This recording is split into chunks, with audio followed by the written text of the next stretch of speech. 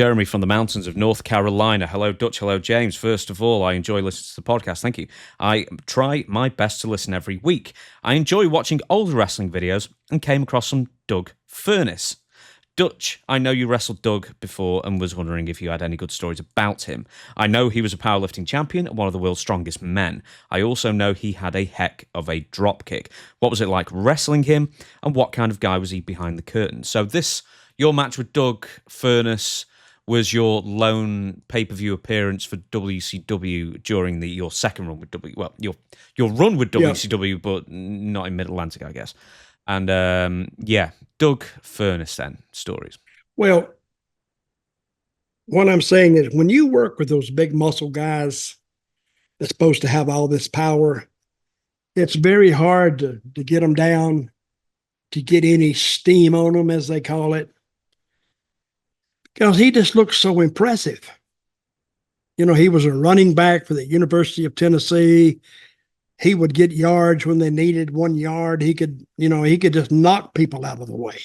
And these are big guys weighing 270, 280, 300 pounds. He would just run into them and back them up. He would just get the required yardage to get the first down. But working with Doug in the ring was like, and I've said this before, it's almost a street fight under controlled conditions, because they're stiff. And I mean, damn wonder I didn't get hurt in some of these matches, because they were so strong. Doug didn't know how strong he was, especially in his legs. So, and we talked about this the other day, but I didn't like that match at the pay-per-view. It just didn't feel right. I didn't feel the temperature in the room. The people didn't feel the temperature in the room, because there was nothing even in the way of an angle between me and Doug Furnas. And that's the worst way to have a match. At least I should have done something to him, slapped him, or done something to him on TV to give him a reason to want to get back at me. But there was nothing. It was just a match. And that's the hardest time to have. If you're just going to have a match, you need your high-flying guys. And it was on first. Any booker would never put that match on first, because it is a not plotting, but plotting, like a match with no history behind it. And of course, the people are not going to get enthused about it. There's no need to. So we worked it for 10 minutes, and I did it the best I could. So that's all I could do. I had no help leading into it. We had no context. We had no background. We had nothing. We just went out and had a match. Working with Doug back in those days was like working with a damn John Deere tractor. You couldn't move him. I mean, and he loosened up, but still you could feel that he was tensed up the whole time. Did you ever wrestle him any other times? I wrestled him, and he's from Knoxville. Mm-hmm. So when I was up there, that's where he was the stiffest, because everybody remembered him as a University of Tennessee football player. And he had a pretty big name there. So it was actually harder to work with him there.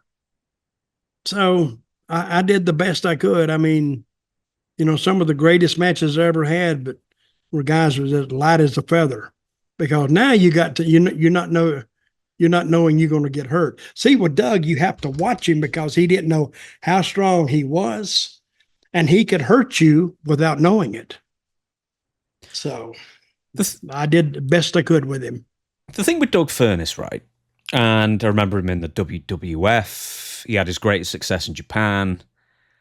He was always told, he's one of the strongest people in the world. But the thing is, you looked at him, and I don't know if this was different in person, but on television, he looked like 100 other guys.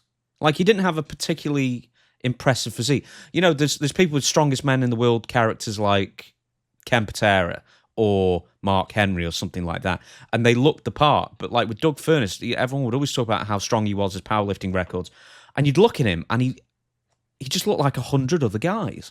Yeah, well, and the thing with Doug, too, is Doug wasn't a strong talker at all. Actually, he was if you'd made a trip with Doug, he wouldn't say anything unless you said something to him. You could say something to him and he would answer you. But as far as just starting conversation, that wasn't his strong suit. And his interviews followed suit because his interview actually hurt him because it didn't match the way he looked. One last thing. Oh, it was over 11 minutes long, that match. I was just looking at that there. Do you 11 minutes? I need to come out with 11 minutes of torture. 11 for the minutes, fans, 18 seconds. For the fans and for me. One more thing. Did you ever meet his brother? Because I think he was an SMW. Yeah, Smokey. I met his brother. Right. So was he a college football star as well, or something like that? And he tried. He played football, but he didn't have the success that Doug had. And of course, I don't think he put as much effort in the weight room as Doug did. See, Doug was short. See, what makes Arnold Schwarzenegger, what made him look so good is he was tall. He's about 6'4", I think. Isn't he that tall? I don't think he's that tall. I think he might be like 6'1". Well, but he's got like a really tiny waist, so I think the proportions are different. And he had those legs that were cut up. Doug was short. Doug was about 5'10", I think. And of course, when you're 5'10", it's easier to look like bigger. And Doug was big, but you'd have to get up next to him and see it. From a distance, like he said, he looked like 100 other guys. I'm looking at this. It says peak height for Arnold Schwarzenegger estimated at 6'1.5". Current height just a shade under 5'11". So I guess all those deadlifts and squats might have shortened him up quite a lot. No, people get shorter as they get older. Yeah, not by 3 inches though. It's 6'1.5" by almost 5'10.5". It's looking like. Anyway, the reason I bring up Doug's brother is because I think it's an old Jim Cornette story where he said that he tried to debut him in Knoxville or wherever it was, and it went wrong completely because it's been a long time since I heard the story, but it's something like he jumped into the ring, tackled somebody, and then his momentum carried him through so hard that he ended up tackling himself out of the ring on the other side.